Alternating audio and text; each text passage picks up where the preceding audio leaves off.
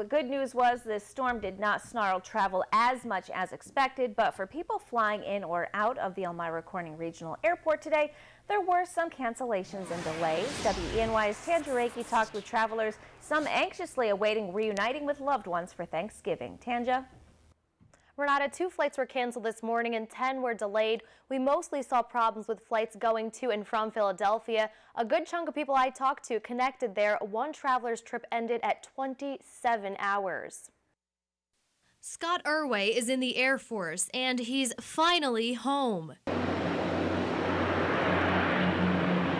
After 27 hours in the air and lots of waiting. So I went from Korea we stopped in Japan for a couple hours, and then I went from Japan to Seattle, had like a 6-hour layover, Seattle to Phoenix, another 6-hour layover, and Phoenix to Philly for like 3 or 4 hours, and then here. Wicked weather striking the mid-Atlantic left Scott and thousands more waiting in airports. More than 200 flights were canceled and over 5,000 were delayed. Some travelers today were keeping busy with a trusted book or music. When there's bad storms passing through, normally we get less of it here at this airport than in the rest of the region, and we actually do a very, very good job of keeping the runways open and clear. So weather in Detroit, weather in Philadelphia does impact us.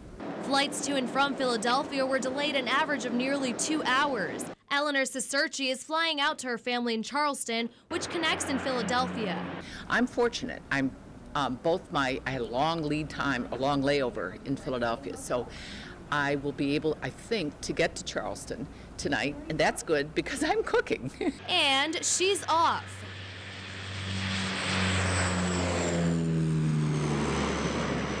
The worst of the storm is passing, moving to New England. For Scott, he's glad he finally made it home and now has a week to spend with his family before moving on to his next assignment. Just so relieving to come home and just to be with my family just in time for Thanksgiving. And those of you flying in or out of the Elmira Corning Regional Airport, you can check the status of a flight at the airport's website. I put that information in this story on WENY.com. Tanja Rekhi, WENY News.